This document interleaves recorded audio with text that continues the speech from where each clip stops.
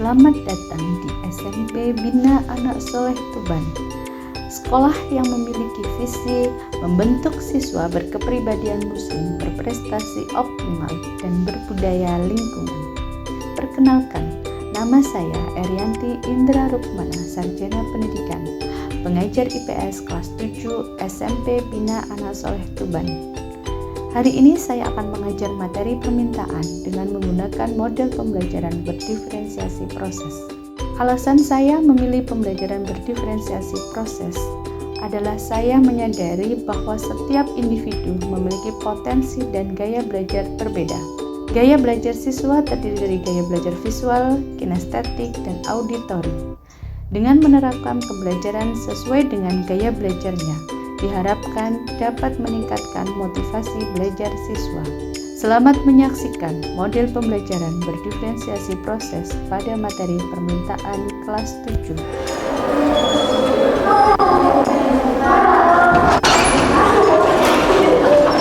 Selamat pagi. Apa kabar semuanya? Baik. Sudah siap belajar IPS? Sudah. Assalamualaikum warahmatullahi wabarakatuh. Waalaikumsalam warahmatullahi wabarakatuh. Sudah siap belajar? Sudah. Oke, sebelum kita belajar, kita berdoa dulu. Berdoa dipimpin sama Okta. Mari teman-teman, kita akan berdoa. Berdoa mulai. A'udzu billahi minasyaitonir rajim. Bismillahirrahmanirrahim. Alhamdulillahi rabbil alamin. Berdoa selesai. Ustazah absen dulu, nanti yang hadir angkat tangan ya. Yang tidak hadir nanti sampaikan alasannya kenapa temannya tidak hadir ya. Kalista, Fibonacci,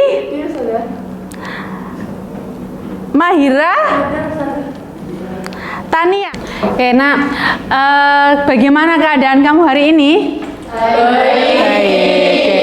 Ustazah pengen tahu keadaan kalian itu lewat emoticon ini. Jadi gambarlah keadaan hatimu hari ini dalam gambar emoticon. Hatinya sekarang senang, digambar emoticonnya senang. Kalau hatinya lagi marah, ya sekarang perasaan hatinya lagi marah, silahkan kalian buat emoticon marah. Kalau sekarang lagi sedih, silahkan buat emoticon sedih. Ya, digambar yang cepat ya, nggak usah yang bagus-bagus ya. Ustazah pengen tahu bagaimana keadaan hati kalian hari ini. Sudah selesai emoticonnya, gambar emoticonnya udah selesai? Sudah. Oke, silakan diangkat, ditunjukkan ke Ustazah. Oke, ini apa? Gambarnya apa? Senyum. Senyum, lagi bahagia. Smile. Lagi apa? Lagi sedih. Kenapa sedih? Rahasia gitu ya. Ini apa ini? Bahagia. Bahagia. Ini? Senang. Senang. Oh, bahagia. Ya hari ini lagi sedih ya, kita doakan semoga setelah pembelajaran ini sedihnya hilang, rasa senangnya yang bertambah. Oke. Enak. Setiap anak itu punya gaya belajarnya sendiri-sendiri. Ada yang nyaman dengan belajar dengan membaca buku. Ada yang nyaman dengan praktek demonstrasi. Ada yang nyaman dengan mendengarkan penjelasan guru. Nah, sekarang Ustazah pengen kalian mengidentifikasi dirinya sendiri. Ya, siapa yang suka belajar dengan membaca buku, lihat video, angkat tangan. Oke, siapa yang suka belajarnya dengan mendengarkan ustadz-ustadzah menjelaskan atau dengan mendengarkan podcast? Siapa? Angkat tangan. Oke, siapa yang suka belajarnya dengan demonstrasi? Lihat praktek, melakukan kegiatan. Siapa yang suka belajarnya seperti itu? Oke, di pembelajaran kita hari ini, Ustazah akan mengikuti gaya belajar kalian. Jadi belajarnya sekarang adalah mengikuti gaya belajar kalian. Senang nggak? Oke, sekarang silakan berkumpul dengan temannya sesuai dengan gaya belajarnya. Hari ini kita belajar tentang permintaan dengan sesuai dengan gaya belajar kalian. Metode belajarnya nanti disesuaikan gaya belajar kalian. Yang kelompok audio mana? Oke. Kelompok kinestetik? Oke. Kelompok visual? Oke. Perhatikan video ini. Setelah menyaksikan video, nanti silahkan kalian beri komentar terhadap video tersebut. Jelang pergantian tahun, harga bahan pokok di Pekanbaru Riau terus mengalami kenaikan. Meski begitu, antusias pembeli tidak berpengaruh terhadap kenaikan harga. Pembelian bahan pokok pun tetap meningkat. Seperti harga telur ayam naik dari... Siapa yang mau berpendapat tentang isi video yang tadi kita saksikan? Siapa angkat tangan? Silahkan Kalista. Peningkatan permintaan. Tentang peningkatan permintaan. Ada lagi? Ya, apa? Silahkan. Kenaikan harga barang yang dipengaruhi oleh Pengaruh harga barang yang dipengaruhi oleh iklim. Ada lagi? Oke, silahkan. Kenaikan harga barang yang disebabkan oleh banyaknya permintaan. Kenaikan harga barang disebabkan karena permintaan. Oke, itu semuanya benar. Apa yang kalian saksikan tadi adalah tentang permintaan yang berhubungan dengan harga barang. Nanti kita akan belajar tentang permintaan. Apa itu pengertian permintaan? Apa itu faktor-faktor permintaan? Faktor-faktor yang menyebabkan permintaan. Kemudian kita akan belajar tentang macam-macam permintaan. Kita akan belajar tentang hukum permintaan. Dan yang mungkin baru untuk kalian adalah kurva permintaan. Nanti Ustazah akan bagi sesuai dengan kelompoknya. Kita belajar permintaan menggunakan model pembelajaran berdiferensiasi. Berdiferensiasi di sini Ustazah membagi kalian dalam 3 kelompok berdasarkan gaya belajar. Nah, nanti kalian berdiskusi dengan temennya ya. Kalau untuk kelompok kinestetik nanti akan membahas tentang permintaan dan faktor-faktor penyebab permintaan ya. Dengan cara bagaimana? Yaitu dengan nanti praktek. Ada praktek menjual ya. Dengan praktek menjual nanti diharapkan kamu bisa memahami apa itu pengertian permintaan dan faktor-faktor yang mempengaruhi. Kemudian yang kedua, kelompok audio. Kelompok audio kita akan belajar tentang jenis-jenis permintaan dengan cara kalian mendengarkan video di YouTube atau mendengar podcast, mencari informasi lebih banyak di YouTube tentang jenis-jenis permintaan, kemudian ditulis dalam lembar presentasi. Kemudian untuk kelompok visual nanti belajar tentang hukum dan kurva permintaan dengan cara membaca buku, kemudian nanti bisa lihat di YouTube, bisa baca di Google bagaimana cara membuat kurva permintaan dan apa itu hukum permintaan. Nanti apa yang sudah dipelajari ditulis di lembar presentasi ya. Setelah nanti diskusi dipresentasikan ke depan, dijelaskan kepada teman-temannya. Oke, paham?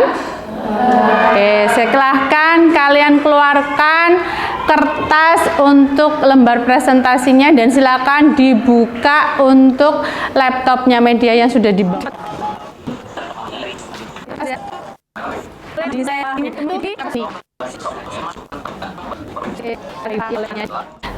Kelompok kinestetik sudah disiapkan bahannya? Oke, silahkan dipraktekkan. Ini jualan apa? Milkuat. Oke, kalau silahkan. Ini jualannya Milkuatnya mau ditawarkan berapa? Dicoba ke teman-teman. Ini kalau dijual 5.000, masih mau beli nggak? Enggak. Mahal. Kenapa kok nggak beli? Mahal. Kalau 4.000? Enggak. Tetap mahal. Tetap mahal. Oke. Kalau 3.000? Dua. Beli 2. Kamu mau beli berapa? 2. Kalau siapa ini? Beli berapa, Leli? Enggak beli. Oke. Yang terjual dengan harga berapa tadi? 3.000. Yang terjual berapa? 4. Sekarang kalau mau jual berapa lagi? 2.000. Oh. Mau kalau 2.000 ada yang mau beli? Mau. Berapa? 3. Siapa lagi? Malah ngelunjak. Adalah permintaan efektif. Ditulis apa yang tadi yang disampaikan oleh pematerinya, ditulis. Oke, yang ini. Ini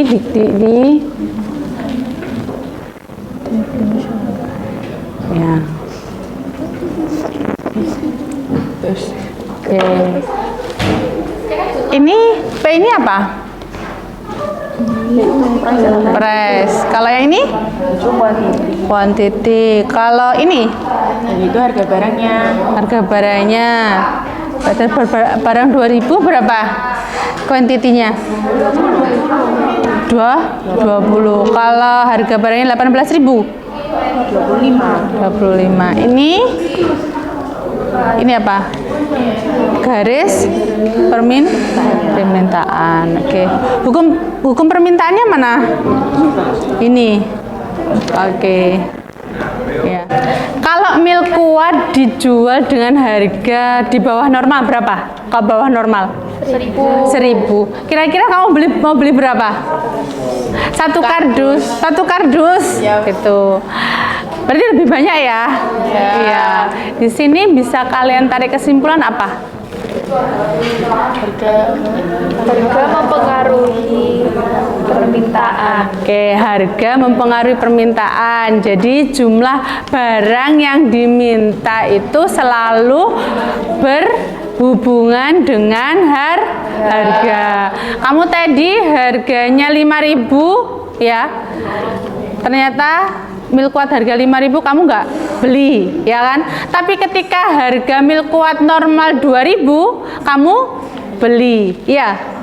Tapi kalau harganya malah di bawah normal, harga 1.000, malah belinya lebih banyak. Jadi bisa ditarik kesimpulan bahwa permintaan itu adalah apa? Tingkat keinginan harus keinginan suatu barang yang apa?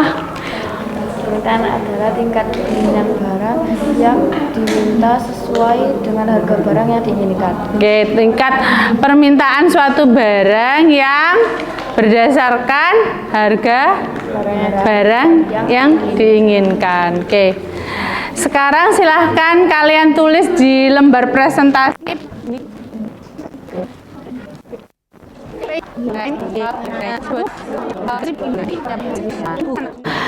Kelompok kinestetik sudah selesai buatnya? Kelompok visual sudah? Kelompok audio sudah selesai? Oke, sebelum kita presentasi ya, kita breaking dulu. Tepuk 1, tepuk 2, tepuk 3. Oke. Kita mulai, yang presentasi pertama kali adalah kelompok kinestetik. Silakan. Assalamualaikum warahmatullahi wabarakatuh. Waalaikumsalam warahmatullahi wabarakatuh. Kami dari kelompok kinestetik akan mempresentasikan tentang pengertian permintaan dan faktor-faktor permintaan. Pengertian permintaan akan disampaikan teman saya. Permintaan adalah tingkat keinginan barang yang diminta sesuai dengan harga barang yang ditentukan. Luar biasa presentasi dari kelompok kinestetik. Selanjutnya kelompok audio. Ya. Jenis-jenis permintaan dibagi menjadi dua kelompok, yaitu yang pertama adalah daya beli masyarakat. Daya beli masyarakat dibagi menjadi tiga, yakni efektif, potensial, dan absolut. Permintaan efektif adalah konsumen terhadap barang atau jasa disertai kemampuan bayar. Luar biasa presentasi dari kelompok audio yang tadi menjelaskan tentang jenis-jenis permintaan. Selanjutnya adalah kelompok visual. Bunyi hukum permintaan. Menurut hukum permintaan, jika harga barang dan jasa meningkat, maka permintaan kuantitas yang diminta akan menurun. Begitupun yang sebaliknya. Biasa presentasi kalian hari ini ya sudah bisa paham tentang pengertian permintaan, faktor-faktor permintaan, kemudian jenis-jenis permintaan, tadi hukum dan kurva permintaan ya. Aplaus untuk kita semuanya. Ya, silakan Nak dikeluarkan buku tulisnya ya, buku catatannya. Ini Ustazah akan memberikan penguatan materi. Tadi kan kalian sudah diskusi. Sekarang Ustazah akan memberikan penguatan materi tentang permintaan. Oke. Permintaan adalah keinginan konsumen membeli suatu barang pada tingkat harga tertentu. Tadi kalian kan sudah mempraktekkan cara berjualan dan menunjukkan tingkat harga itu mempengaruhi permintaan. Jadi di sini orang itu akan melakukan kegiatan jual beli itu dipengaruhi oleh harga. Jika harganya itu tinggi ya, maka beli nggak orang itu? Enggak. Dia akan beli tapi mungkin dalam keadaan kepepet. Tapi kalau seandainya harganya normal, dia akan membeli barang tersebut. Contohnya tadi ada yang jual milkuat harganya 5.000. Milkuat itu biasanya harganya berapa sih? 2.000. Dijual harga 5.000. Dibeli enggak? Enggak ya, karena harganya berkali-kali lipat, 2 kali lipat. Kalau orang mau beli biasanya dia itu karena kepepet nggak ada lagi gitu ya. Yowes akhirnya beli milkuat itu. Ketika harga milkuat itu 2.000, normal harga 2.000, maka dia ada keinginan membeli nggak? Ada keinginan membeli. Kemudian kalau harganya 1.000 itu berarti di bawah dari harga normal, ya kan? Ya, kira-kira beli nggak? Beli. Banyak apa sedikit? Banyak. Jadi dari sini kita bisa tarik kesimpulan bahwa keputusan orang membeli suatu barang salah satunya dipengaruhi oleh harga. Jadi di sini pengertian dari permintaan, keinginan konsumen untuk membeli suatu barang yang dipengaruhi oleh tingkat harga tertentu ya. Kamu kalau membeli jajan di kantin itu kan juga lihat, aduh kok mahal ya, pasti nggak mau beli ya kan. Tapi kalau murah belinya satu, atau kadang wah murah banget ini gitu ya, akhirnya kamu beli banyak. Jadi itu mempengaruhi. Nah, faktor-faktor apa yang mempengaruhi permintaan selain tadi harga ya? Yang pertama mesti harga yang menjadi patokan. Kemudian jumlah pendapatan ya, uang saku kamu berapa ya. Orang yang uang sakunya lebih banyak dengan yang sakunya sedikit berkeputusan untuk membeli itu juga berbeda ya. Yang uang sakunya banyak, dia mampu dengan membeli harganya agak mahal sedikit, dia akan membeli barang tersebut. Kemudian Kemudian jumlah penduduk. Semakin banyak jumlah penduduk, maka akan mempengaruhi jumlah kebutuhan. Ketika kebutuhannya itu banyak, maka juga akan mempengaruhi permintaan. Ya. Kemudian perubahan selera. Setiap orang punya seleranya sendiri. Ada yang suka seleranya, ada yang suka asin, ada yang suka manis, ada yang sukanya yang gurih-gurih. Nah, itu adalah selera. Jadi kita tidak bisa menyamaratakan. Jadi selera seorang itu. Contoh, Kalista ke kantin ya, belinya risoles ya, karena Kalista seleranya adalah yang asin. Farah ke kantin belinya roti bakar. Kenapa? Karena Farah sukanya yang manis gitu. Farah dipaksa untuk beli risoles, beli ini toh, risoles toh gitu. Kenapa nggak mau? Lah aku nggak suka kok, aku sukanya yang manis. Itu adalah selera. Dan itu adalah berhubungan juga dengan keputusan untuk membeli barang. Selanjutnya adalah perkiraan dan harapan masyarakat. Apa itu perkiraan dan harapan masyarakat ya? Kalau besok BBM itu naik, maka hari ini, malam ini sebelum pukul 12 ya, mungkin yang namanya pom bensin itu akan penuh dengan orang membeli bensin. Sama halnya ketika dulu pertama kali ada COVID, orang diminta untuk beli masker, hand sanitizer, apalagi face shield, apa lagi disinfektan ya, benar nggak? Ketika itu apa yang langka? Masker. Orang-orang itu pada berbondong-bondong untuk membeli masker. Karena apa? Takut mungkin bulan depan itu ada ini ada COVID. Jadi akhirnya harus beli masker untuk persiapan. Ada yang beli hand sanitizer, sampai hand sanitizer di supermarket langka seperti itu. Kemudian ada harga barang pengganti. Jadi faktor yang mempengaruhi harga barang pengganti dan harga barang komplementer. Komplementer itu apa sih? Barang pelengkap ya. Jadi di sini contoh kalau kompor dengan LPG. Kalau kompor dan LPG, kalau suatu saat ada perubahan bahwa kita semuanya harus pakai kompor listrik, kira-kira harga LPG tinggi apa rendah? Rendah. Kenapa? Karena kompor gas pelengkapnya adalah LPG. Ketika tidak ada kompor gas, maka LPG-nya akan harga LPG akan turun.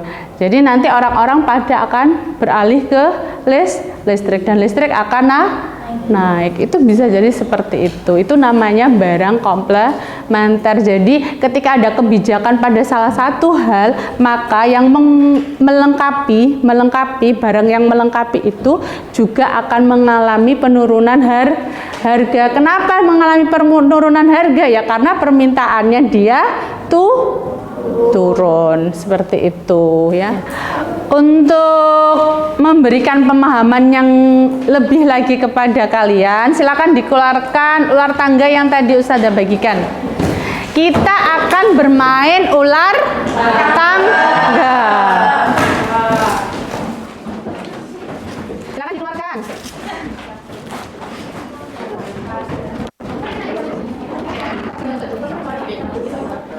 Sebelum kita bermain ular tangga, kita yel-yel dulu ya. Oke.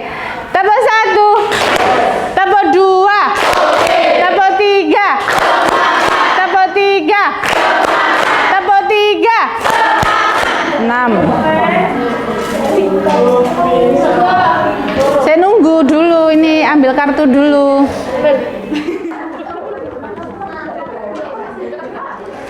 Sudah ya nak, tangganya sudah selesai semua? Sudah. Oke, good.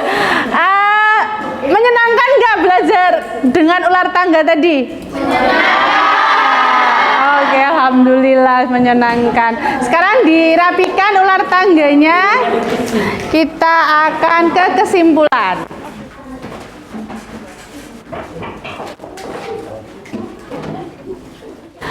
Ini sudah terakhir materinya ya.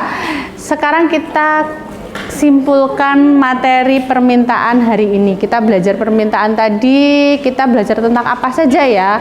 Siapa yang mau menyampaikan kesimpulan? Angkat tangan. Ya, apa? Silahkan. Bahwa keputusan membeli suatu barang dipengaruhi oleh harga barang. Oke, bahwa keputusan membeli barang dipengaruhi oleh harga barang. Siapa lagi yang mau menyampaikan kesimpulan? Oke, silakan. Kesimpulan hari ini adalah bahwa kurva permintaan dapat dipengaruhi oleh barang itu sendiri dan juga jumlah pendapatan. Oke, ada lagi yang mau menyampaikan? Ya? Permintaan dibagi menjadi dua, yakni daya beli masyarakat dan juga jumlah subjek masyarakat. Ya, ini tadi adalah belajar kita tentang permintaan. Bagaimana belajar hari ini? Siapa yang mau menyampaikan refleksi, kesan belajar hari ini? Silahkan. Dalam metode pembelajaran seperti ini, saya mudah memahami materi permintaan, apalagi pembelajarannya diberikan sesuai gaya belajar kita. Guys, ada lagi yang mau menyampaikan kesannya belajar hari ini? Ya, silahkan. Pembelajaran hari ini sangat menyenangkan. Kita dapat belajar sesuai dengan cara belajar yang kita sukai, sehingga kita dapat cepat memahami dan mencerna pembelajaran yang dijelaskan oleh ustazah. Ada permainan juga yang dapat membuat pelajaran lebih seru dan dapat kita. Oke. Untuk minggu depan kita akan membahas tentang penawaran. Jadi minggu depan belajar tentang penawaran. Nanti kamu akan tahu apa sih perbedaan permintaan dan penawaran ya. Jangan lupa minggu depan belajar dengan sungguh-sungguh ya. Ustadzah akhiri sampai sekian. Terima kasih. Wassalamualaikum warahmatullahi wabarakatuh.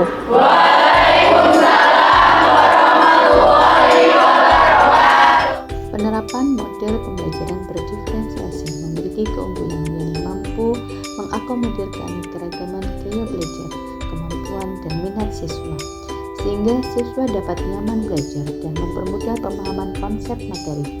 Bagi guru, pembelajaran berdiferensiasi lebih fleksibel dalam penerapannya. Demikian praktek baik pembelajaran berdiferensiasi proses pada materi permintaan yang telah saya laksanakan bersama murid-murid saya. Semoga bermanfaat.